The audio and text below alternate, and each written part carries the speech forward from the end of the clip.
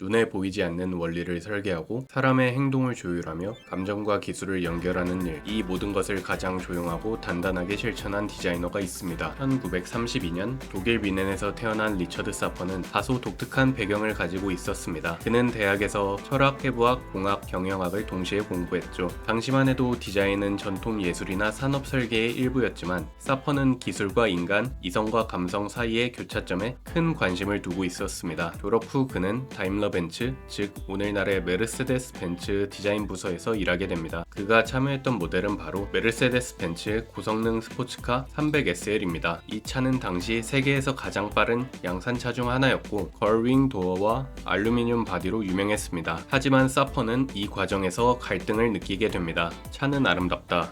그러나 그것은 사용자보다는 기계 자신을 위한 아름다움이었다. 그는 말합니다. 나는 기술을 감각의 언어로 번역하고 싶었다. 그는 결국 벤츠를 떠나 디자인의 중심지 이탈리아 밀라노로 향하게 됩니다. 밀라노에서 그는 건축가 지오폰티의 사무실 그리고 백화점 체인 라 리나첸테의 디자인 부서에서 일하며 산업 디자인의 실무 감각을 익히게 됩니다. 그런 그에게 운명 같은 만남이 다가왔습니다.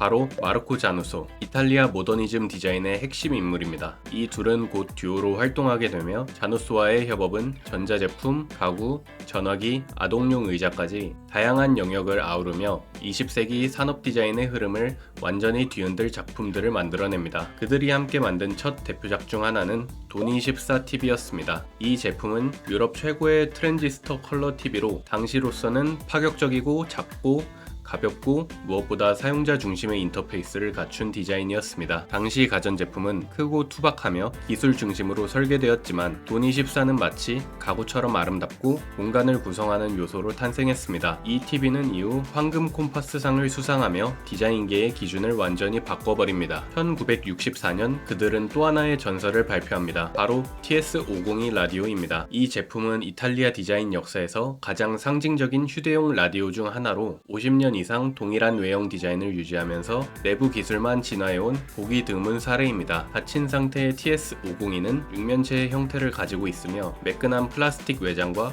부드럽게 처리된 모서리 덕분에 마치 하나의 예술 오브제처럼 보입니다. 그 어떤 기능도 드러나지 않으며 상단의 얇은 금속 손잡이만이 제품이 운반 가능한 라디오임을 암시할 뿐입니다. 이 손잡이는 이중 강철 밴드로 제작되어 단단하면서도 유려한 곡선 구조를 갖고 있었고 플라스틱 바디와 완벽한 대비를 이루며 시각적 긴장감을 줍니다. 라디오는 손잡이 옆에 있는 분리 버튼을 누르면 제품이 두 개의 육면체로 나뉘어 펼쳐집니다. 두 부분은 힌지로 연결되어 있어 최대 180도까지 열 수 있고 내부에는 작은 자석이 있어 펼쳐 있을 때 안정적으로 고정됩니다. 이때 비로소 사용자는 기계의 기능을 마주하게 됩니다. 오른쪽 내부에는 5개의 튜닝 노브와 조절기가 배열되어 있으며 왼쪽에는 넓은 격자형 스피커가 배치되어 있어 소리가 직접적으로 전달되도록 설계되었습니다. 스피커 중앙에는 전원 스위치와 볼륨 컨트롤이 결제된 형태로 배치되어 있어 사용 흐름을 방해하지 않도록 디자인되었습니다. 이러한 펼침이라는 행위를 통해 단지 라디오를 켜는 기계가 아니라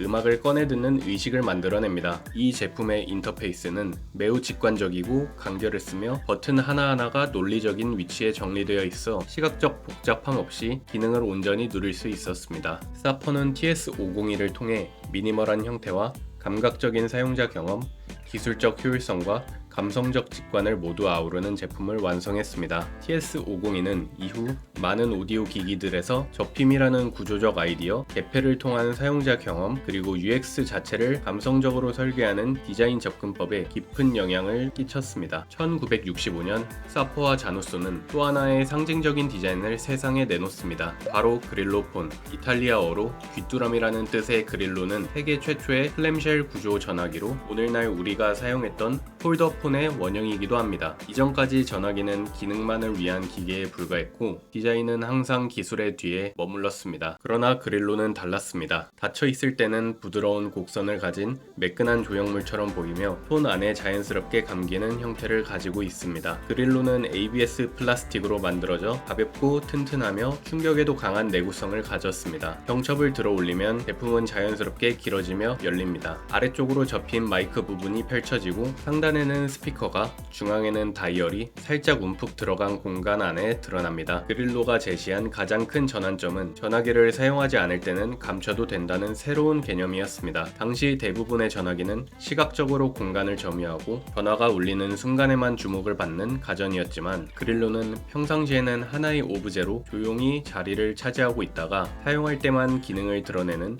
스마트한 구조를 가졌습니다. 이 구조는 이후 수십 년 동안 이어지는 휴대전화 디자인, 특히 폴더폰 및 플립폰의 원형이 되었습니다. 이 디자인은 이후 수십 년 동안 통신기기 디자인의 근간이 되었으며 지금도 세계 유수의 디자인 박물관에 전시되며 그 가치를 인정받고 있습니다. 리처드 사퍼는 마크 자누스와 함께 작업하기도 했지만 독립 스튜디오를 설립하고 단독 작업을 진행했습니다. 그중 하나가 바로 1960년 그가 이탈리아 브랜드 로렌즈와 함께 제작한 탁상시계 스태틱입니다. 이 시계는 원래 군용어뢰 타이머 부품을 재활용해 만든 것이었습니다. 겉보기에 단순한 스테인리스 실린더처럼 보이지만 내부에는 무게추가 내장되어 있어 어떤 방향으로 넘어져도 항상 제자리로 돌아오는 자가복원 구조를 갖추고 있습니다. 장난감처럼 유쾌한 움직임을 보이지만 전체 디자인은 절제되고 정제된 형태로 완성됐습니다. 시계판은 전투기 계기판을 참고해 설계되었으며 매트한 표면 위에 세리프체 숫자를 배치해 빛 반사를 최소화하고 어떠한 각도에서도 시간을 쉽게 읽을 수 있도록 했습니다. 시계의 얼굴은 살짝 위를 향하도록 기울어져 있으며 사용자의 시선을 자연스럽게 끌어당기는 역할을 합니다. 특히 받침대가 거의 보이지 않게 설계되어 있어 시계는 마치 공중에 떠 있는 듯한 인상을 줍니다. 이러한 독창성과 구조적 완성도 덕분에 이 시계는 1960년 황금 콤파스상을 수상하였으며 이후에도 여러 차례 재출시되며 현재까지도 다양한 컬러와 마감으로 생산되고 있습니다. 1972년 리처드 사퍼는 자신의 독립 스튜디오에서 디자인 역사의 길이 남을 조명을 선보입니다. 바로 TGO 램프. 단순한 데스크 램프를 넘어서 전 세계 책상 위에 풍경을 바꾼 혁신적인 작품입니다. 당시 사퍼는 말했습니다. 나는 램프가 작고 길며 자유롭게 움직이길 원했습니다. 책상에 고정되지 않고 쉽게 옮겨질 수 있어야 했고 빛이 언제나 내 손 위를 비춰야 했죠. 이 철저히 사용자 중심적인 니즈에서 출발한 TGO는 전례 없는 기술과 조형으로 완성됩니다. TGO는 외부 전선이 없는 구조로 설계되었으며 램프 암 자체에 전류가 흐르도록 설계되어 내부 전선조차 드러나지 않습니다. 이는 저전압을 활용한 설계 덕분에 가능했고 전기적 안정성과 슬림한 미니멀 디자인을 동시에 실현했습니다. 이 구조는 당시 조명 디자인의 판을 바꾼 혁신이었습니다. 기하학적이고 선형적인 외형 그리고 프레임 끝에 달린 두 개의 균형추는 사용자가 손가락 하나로 램프의 각도와 높이를 자유롭게 조절할 수 있도록 했습니다. 초기 프로토타입에선 잼 병에 물을 넣었다 뺐다 하며 이상적인 무게중심을 찾았다고 하니 장인정신이 고스란히 담겨 있습니다. TGO는 시각적인 완성도도 대단했습니다. 검정 바디 위에 절제된 조형 그리고 헤드에 박힌 붉은색 포인트는 기능성과 상징성을 동시에 지녔습니다. 사실 이 빨간 막대는 덴마크 정부가 요청한 안전규정을 반영한 결과물로 램프 헤드가 테이블 표면에 닿지 않게 하기 위해 추가된 디테일이었습니다. 출시와 동시에 TGO는 하이테크 디자인의 상징으로 떠오르게 됩니다. 1980년대 초 월스트리트 고급 사무실 성공한 디자이너들의 책상 위에서 이 램프는 하나의 정체성이 됩니다. 단순한 조명이 아니라 진보적이고 지적인 취향을 드러내는 오브제가 된 것입니다. TGO는 아르테미데의 대표작이자 이탈리아 산업 디자인의 아이콘으로 여겨지며 현재 뉴욕 현대미술관 등 세계 주요 미술관에 영구 소장되어 있으며 출시 50년이 지난 지금도 여전히 전 세계 데스크 위에서 가장 많이 사랑받는 조명 중 하나입니다. 1979년 리처드 사퍼는 이탈리아 브랜드 알레시와 함께 혁신적인 커피포트 9090 에스프레소 메이커를 선보입니다. 기존 모카포트의 전통적인 형태를 과감히 탈피하고 뚜껑 없이 바로 커피를 따를 수 있는 구조를 적용해 사용성과 신미성을 모두 높였습니다. 고급스러운 스테인리스 소재, 조각처럼 매끈한 실루엣, 사용이 편리한 레버형 클로징 시스템 등은 이 제품을 주방용품 이상의 오브제로 끌어올렸습니다. 결과적으로 9090은 알레시 브랜드 최초로 뉴욕 현대미술관 모마에 영구 소장된 제품이 되었고 산업 디자인 역사 속에서도 아이코닉한 작품으로 남게 됩니다. 1983년 리처드 사퍼는 알레시와 함께 단순한 물 끓이는 도구를 감성적 디자인 아이콘으로 재해석합니다. 바로 바로 9091 캐틀입니다. 이 주전자는 물이 끓을 때 증기가 황동피리를 통과하며 두 음의 맑고 고운 멜로디를 냅니다. 이는 사퍼가 어린 시절 독일 라인 강변에서 들은 기차의 피리 소리에서 영감을 받아 고안한 것으로 기능을 넘어 감정을 불러일으키는 디자인의 대표적인 사례입니다. 단순한 알림음이 아닌 아침의 분위기를 연주하는 소리인 셈입니다. 디자인은 기능성과 조형미를 모두 갖췄습니다.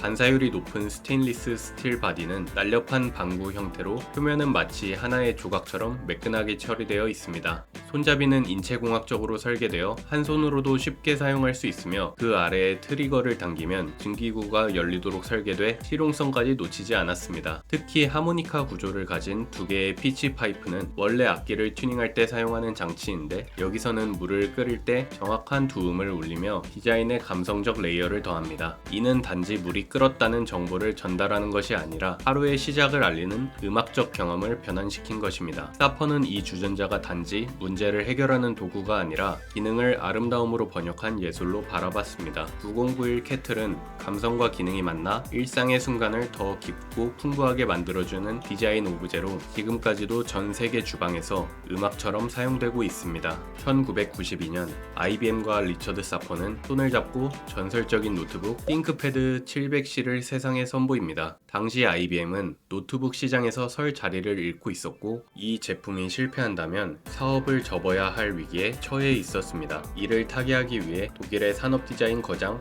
리처드 사퍼를 영입합니다. 띵크패드 700C는 일본 전통 도시락 쇼카도 벤토에서 영감을 받은 정갈한 폴더형 구조를 채택했습니다. 도시락처럼 평범해 보이는 블랙박스를 열었을 때 안에 고성능 디지털 기기가 등장하는 극적인 대비, 그것이 바로 디자인의 핵심이었습니다. 사퍼는 불필요한 장식을 모두 제거하라는 철학을 바탕으로 완전히 매트한 블랙 외관을 설계했고 브랜드 로고조차 절제했습니다. 오직 하나의 강렬한 상징, 키보드 중앙에 빨간 점, 트랙 포인트만이 유일한 강조 요소였습니다. 이 트랙 포인트는 키보드에서 손을 떼지 않고도 커서를 조작할 수 있도록 설계된 기능적 UX 장치였으며 동시에 브랜드의 아이덴티티를 만들어냈습니다. 띵크패드는 곧 생각하는 사람의 도구로 자리 잡게 되었고 이 미니멀한 디자인은 이후 수십 년간 거의 변하지 않은 채 유지됩니다. 놀라운 건 지금도 최신 띵크패드 시리즈에 같은 구조와 철학이 적용된다는 점입니다. 블랙박스, 빨간 점, 절제된 외형,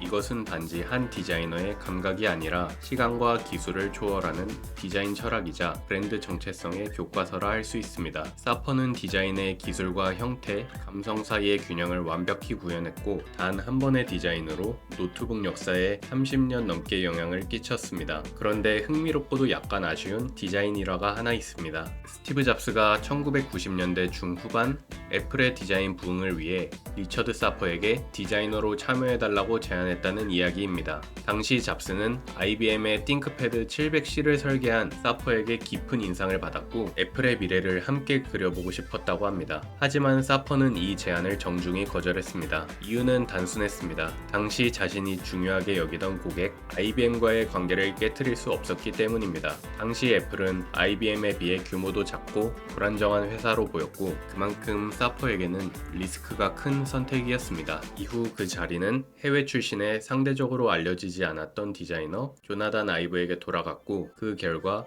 애플은 아이맥, 아이팟, 아이폰, 아이패드 등의 상징적인 제품들을 탄생시켰습니다. 훗날 이에 대해 사퍼는 물론 후회됩니다.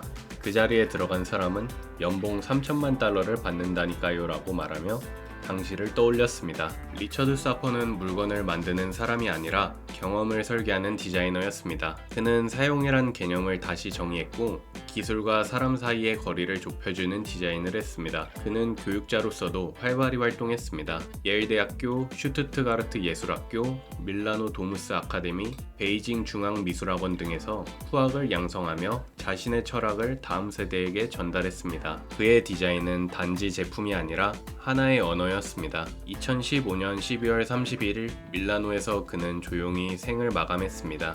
하지만 그의 작품들은 여전히 우리 곁에 있습니다. 리처드 사퍼가 말했습니다. 기술은 보이지 않게 작동할 때 가장 아름답다. 보이지 않는 것을 설계한 디자이너, 우리의 일상의 리듬과 감각, 형태와 습관을 바꾼 사람. 그는 조용한 혁명가였습니다. 오늘은 독일을 대표하는 디자이너 리처드 사퍼에 대해 알아보았습니다. 그의 수많은 작품 중 어떤 것이 여러분의 마음을 가장 움직였나요? 댓글로 알려주세요. 다음 영상에서는 다른 디자인 거장의 이야기를 들려드리겠습니다. 함께 성장하실 분들은 구독, 좋아요, 알림 설정 잊지 마시고 듣고 싶거나 함께 공부하고 싶은 디자이너가 있으시면 댓글 남겨주세요. 감사합니다.